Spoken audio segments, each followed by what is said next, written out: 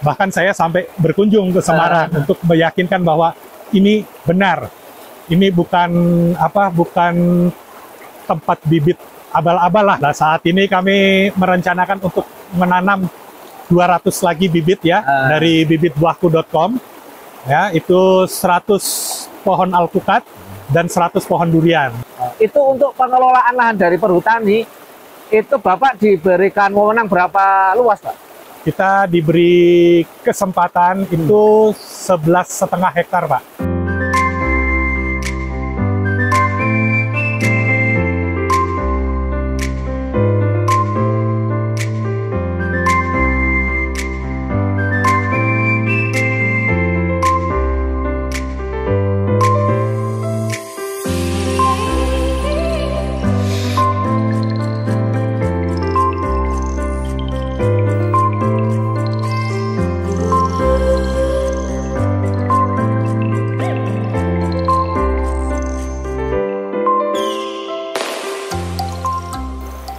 Jumpa lagi dengan kami di channel bibitbuahku.com. Di video kali ini kita suasananya berbeda ya. Biasanya kita di kebun. Ini tadi sebenarnya kita dari kebun. Cuman ternyata di pinggiran kebun itu kita diajak ke kali, ke sungai yang masih asri, masih jernih sekali sungainya. Dan akhirnya kita membuat video ngobrol-ngobrol sama Pak Joko Santoso, Pak Joko Santoso di kali ini. Jadi sepertinya pemandangannya bagus, makanya kita tag di video. Selamat siang Pak Joko Santoso. Selamat siang Bapak. Dan alhamdulillah kita bisa ke sini. Kemarin sudah kami rencanakan. Ini daerah mana, Pak? Ini nama daerahnya, kecamatannya itu Jonggol. Kecamatan Jonggol. Ya, nama desanya itu Desa Cibodas, Pak. Desa Cibodas. Betul. Dan ini Bapak Joko ini kemarin sudah sekitar 6 bulan yang lalu ya Pak ya? Ya, tepatnya di bulan Juli. Di bulan Juli beliau menanam alpukat. Kalau untuk mulai pembersihan lahan itu sekitar...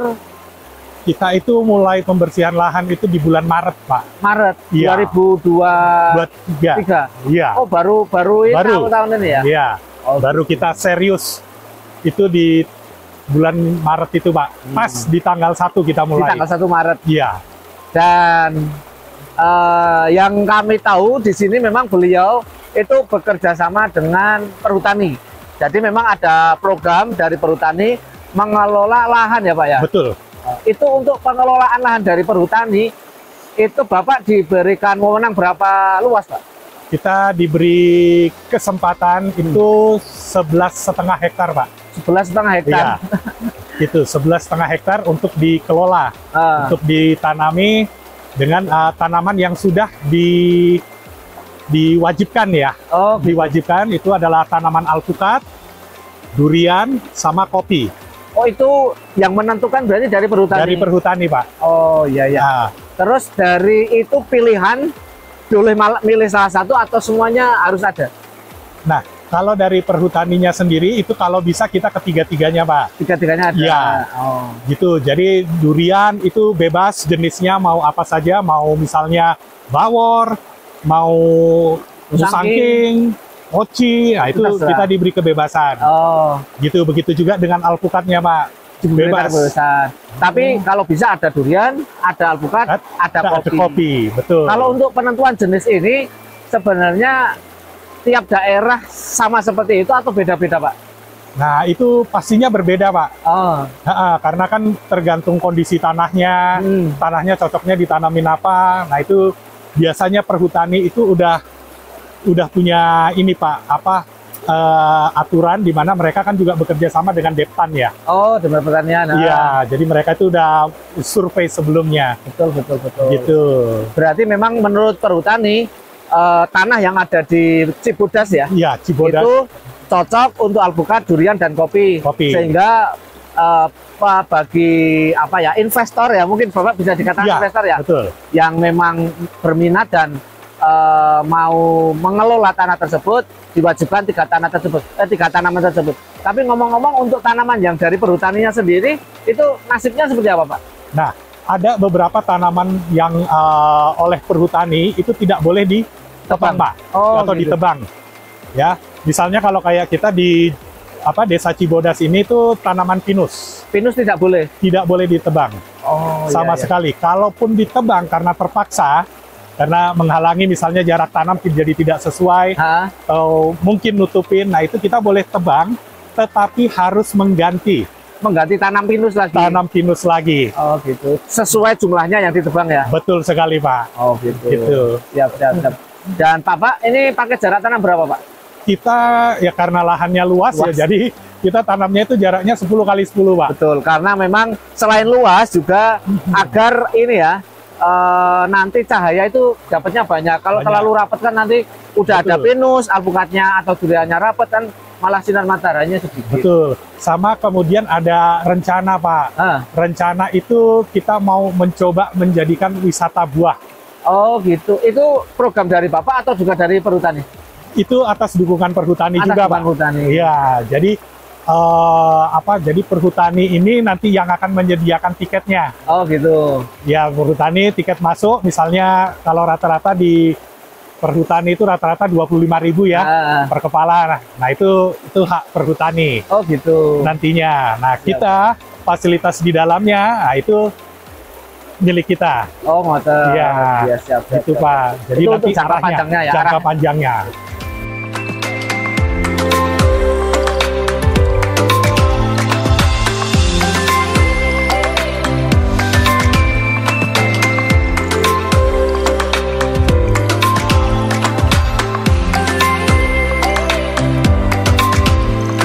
Sampai saat ini perkembangan pohonnya, bibitnya bagaimana Pak setelah 6 bulan?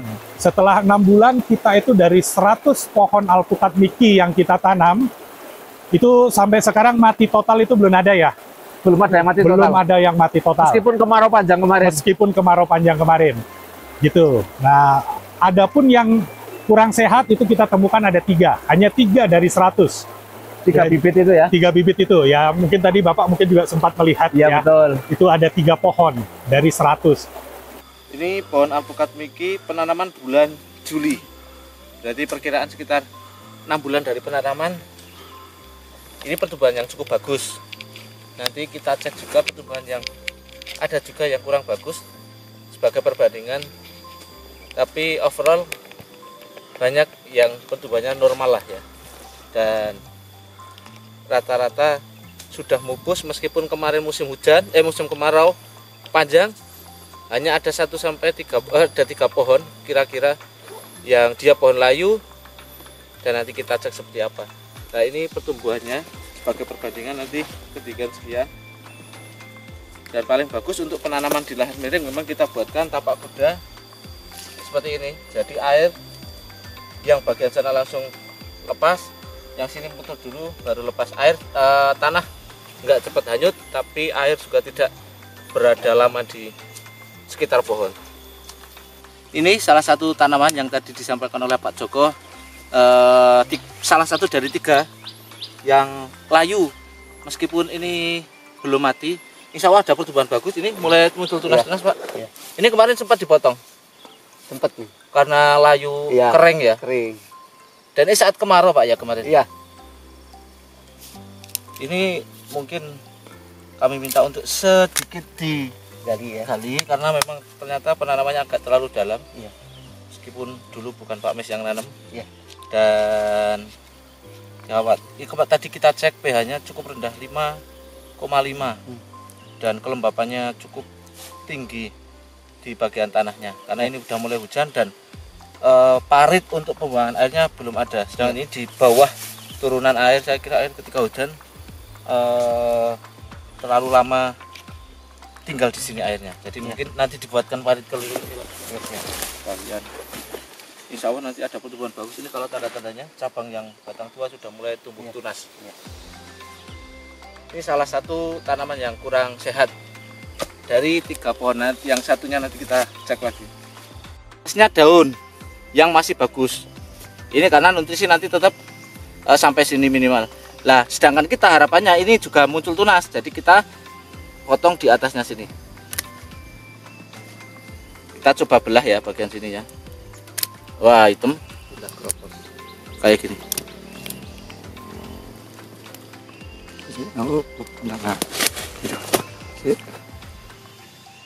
Nah, ini meskipun kita pelihara tidak akan tumbuh yang bagian sini, paling nanti yang kita pertahankan yang bawah sini udah kita biarkan. Dan memang ini rayap mulai kelihatan lagi. Sebenarnya kalau bisa kambing sekamnya ayam, kalau misal bisa ditinggalkan, atau kalau bisa jangan terlalu dekat dengan tanaman, agak luarnya. Agak luar ya.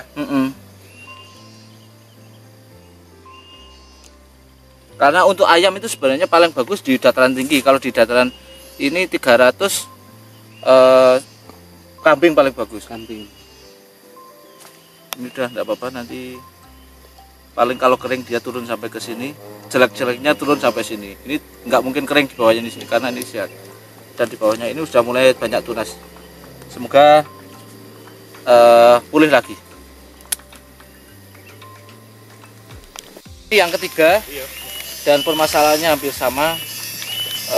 Kalau yang lain agak ketolong, kalau ini kurang ketolong ketika penanamannya terlalu dalam. Karena bibit yang ini, batang ininya dulu masih agak muda, ini kelihatan. Ini ketika ini hijau banget ya. Penanamannya awal itu kurang pas, jadi lubang tanam belum ditimbun, sepertinya paling ditimbun sedikit baru bibit ditanam.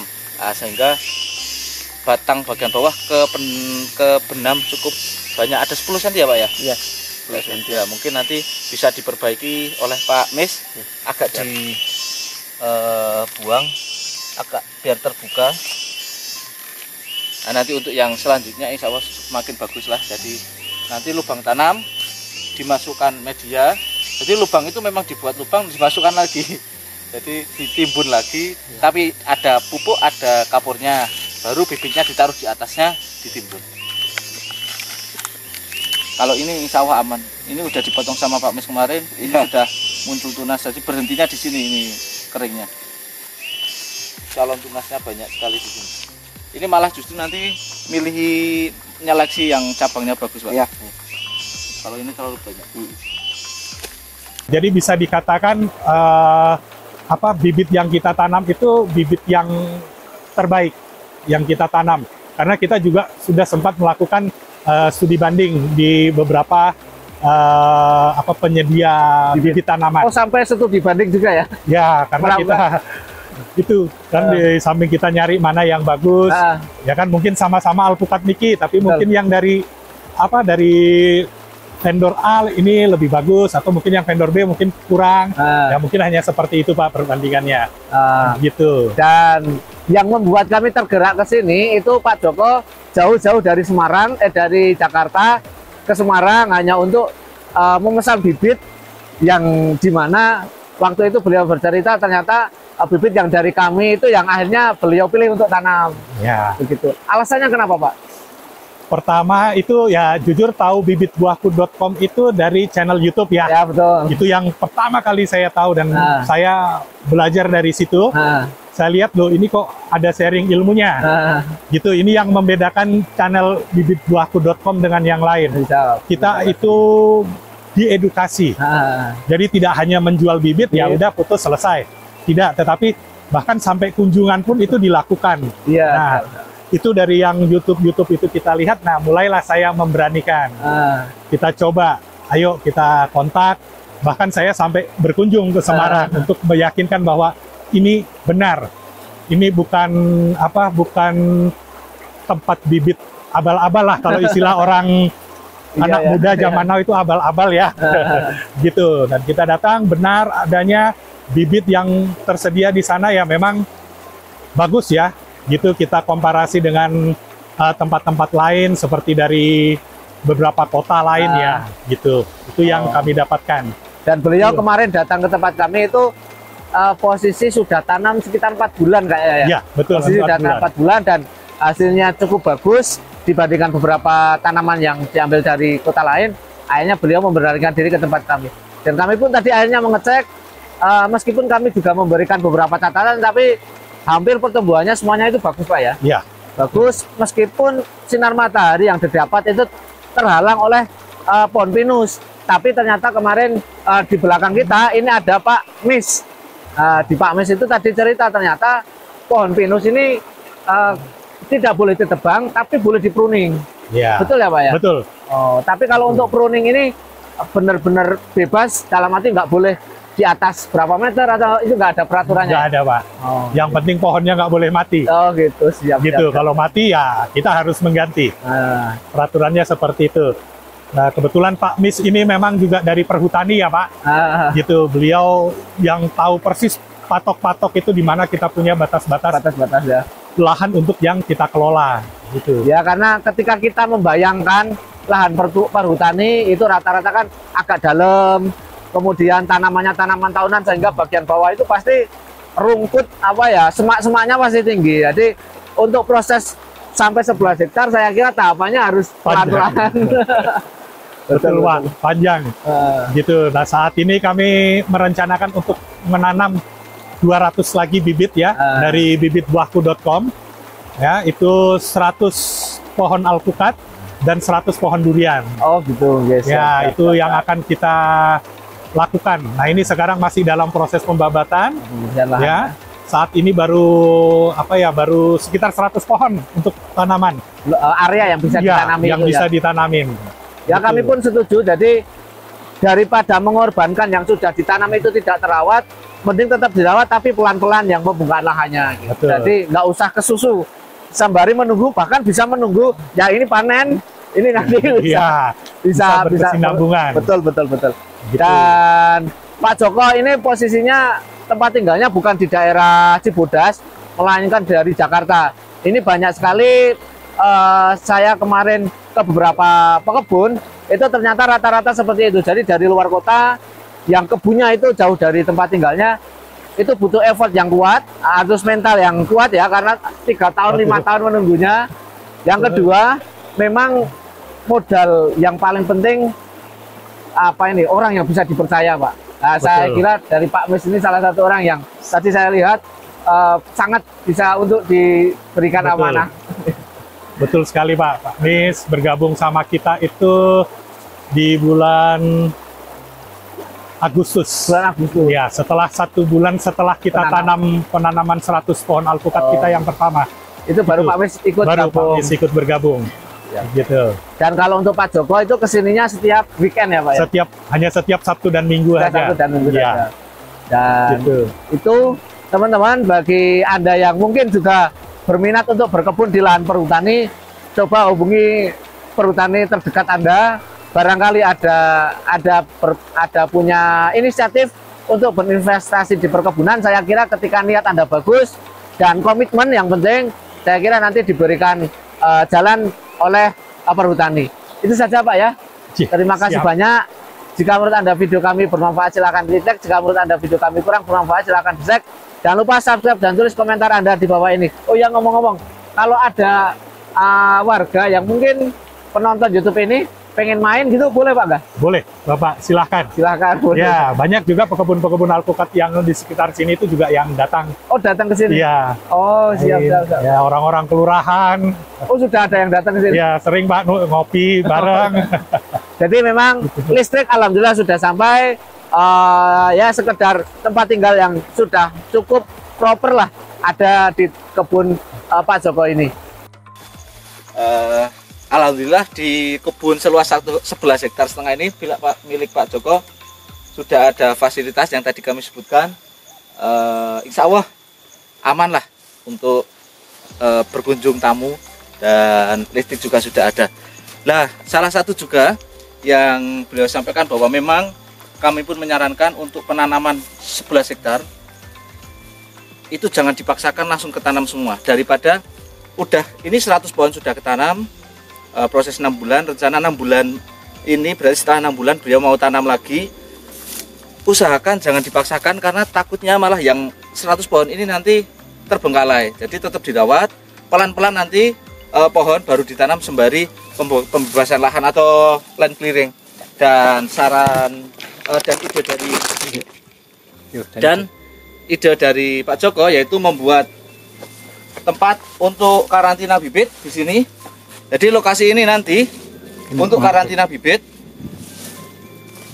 Lokasi ini nanti untuk karantina bibit yang dimana bibit kami datangkan ke sini, tapi penanamannya nanti menunggu sedikit demi sedikit lahan di land clearing atau dibersihkan. Jadi nanti perawatannya tetap lebih bagus karena satu lebih terjaga dekat dengan pondok, kemudian juga mudah dengan air, dekat sekali karena di atas itu jika teman-teman lihat nanti itu di situ ada tempat penampungan dari sumber air. Itu saja. Terima kasih Pak. Terima kasih Bapak. Terima kasih Pak. Oke. Sekian, ini bibit buahku. Mana bibit buahmu?